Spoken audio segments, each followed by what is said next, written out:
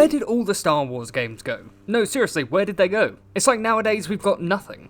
There was once a time when being a Star Wars fan meant drowning in content, and not just in the theatres, but on VHS tapes and DVDs, and in the gaming space too. The early 2000s, my god, were an absolute feast for anyone who wanted to step into the Star Wars galaxy. And if you want like 1 year to sum it all up, then you look no further than 2005. That year was peak Star Wars, it was chef's kiss. Star Wars Revenge of the Sith had hit theatres, there were 6 major Star Wars games in 1 year. You had Battlefront 2, Republic Commandos, Lego Star Wars, Revenge of the Sith the video game, and more. And each one was different, man. Each one scratched a different itch and all arrived like gifts from heaven. Now, if we just fast forward to 2025 and if we're lucky, we maybe get like 1 Star Wars game a year, and sometimes we don't even get that. Star Wars Hunters, which launched just over a year ago, is almost offline already, like forever. The game is just gonna disappear on October 1st. It's weird and it's so disappointing, and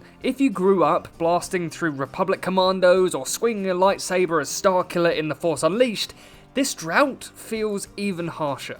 Now let's not get bogged down by it. There are some modern Star Wars games worth celebrating.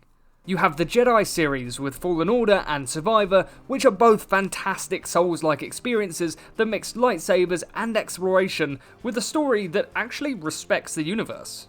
And then you have EA's Battlefront 2, yes, the controversial one. It has aged into a spectacle that keeps delivering to this day. And you know what? I still hop onto it from time to time and still can't believe how good the game looks. And you can't forget Squadrons, which brought back dogfighting. And then you have Lego Star Wars, the Skywalker Saga, which may have taken some flack for allegedly being a dumbed down version, but honestly, older LEGO games were just as easy, and this one nails the charm while capturing the entire saga. And you know what? I'll even bat for Star Wars Outlaws. It was ambitious and pretty, and not just another Jedi story. And so realistically, the issue isn't quality, it's quantity. And when you think back to the insane variety of games that we used to get, this absence feels even wider. The golden age of Star Wars games was bold and weird and unformulaic, and so I just want to break down a couple of reasons why I think these older games are so loved.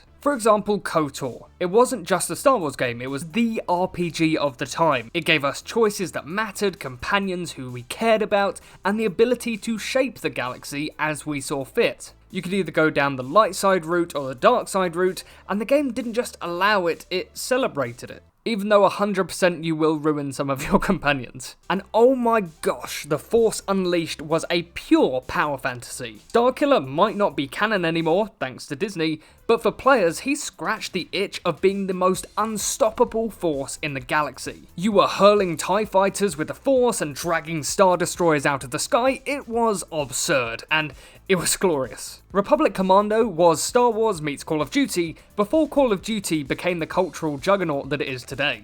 It gave us a small, tight-knit squad of clones, each with their own personality, and a campaign that mixed tactical shooting with a Star Wars grittiness. It didn't need a Jedi or a Sith to feel like Star Wars, it thrived on the brotherhood of clones that you played as. Heck, even Star Wars The Old Republic, the MMO, gave fans a playground where they could roleplay as a bounty hunter, a smuggler, or a Sith Lord and do quests and raids with companions, and an entire galaxy was there for you to explore, together with friends. And the common thread between all of these is variety. These games don't feel like they were just pulling from one mould. Each was its own experiment, and that's what makes them unforgettable. And you might be thinking, well, you know, modern Star Wars games have that variety, and very true. So here's the thing, I love the modern titles. I pre-ordered Fallen Order and Survivor because I am both a Souls fan and a Star Wars fan, and those games delivered exactly what I hoped for. And the difficulty sliders even made it more accessible to people who just wanted to swing a lightsaber and feel cool. Personally, for me, I had it on Grandmaster, but that's just me. And EA's Battlefront 2, after its rocky start, nonetheless,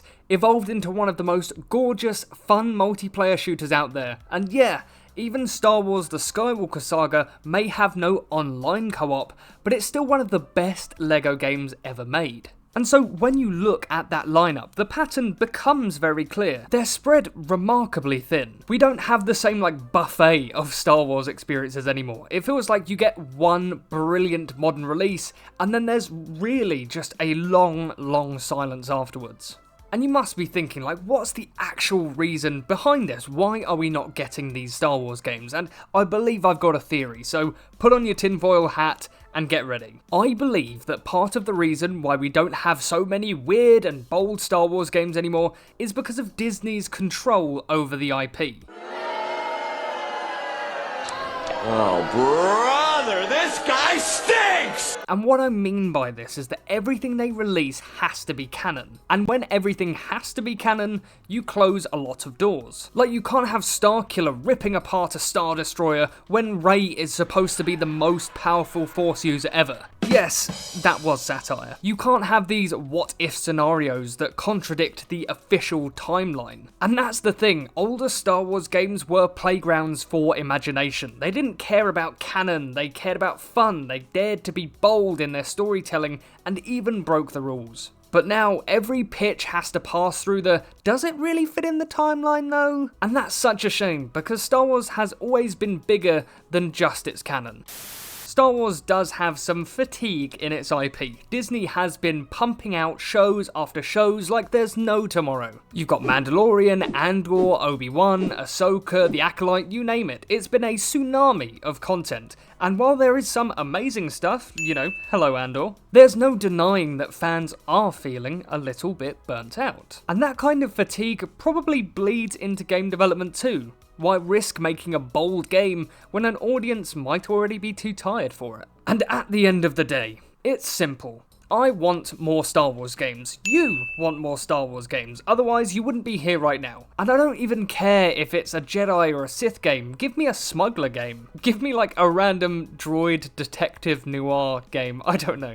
Just something. Just give me anything that lets me play in the Star Wars galaxy, because that decline in production, despite the insane potential of modern tech and storytelling, feels like a massive kick in the face. Star Wars as a brand is too big to be contained in just a handful of games every single decade. It's just too important, it's too loved, it's too rich in its universe to just be like throttled down by what is canon friendly. I don't need another Skywalker Saga, I need some variety, more creativity, and more willingness to be bold. Hell, I'll even not play as a Jedi if that's what it takes. So let's just like bring this full circle. Where did all the Star Wars games go?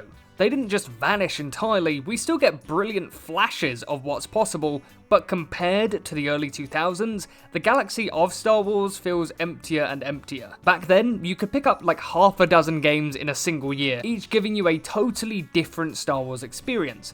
Nowadays, even with modern quality, we're left waiting and hoping, watching every single rumour about Battlefront 3 like desperate fans just scanning for anything we can. I really love Star Wars if you can't tell, and I love these games, and I believe that we could see another golden age if studios were given the freedom to explore and experiment and to get weird with it again. But until then, I'll keep replaying the classics, hopping into Battlefront 2 and nerding out about the Jedi series. But I'll also keep coming to the same question. Where did all the Star Wars games go? And when are they coming back? Thank you so much for watching this video. If you did enjoy, then subscribe, and I'll see you in the next one.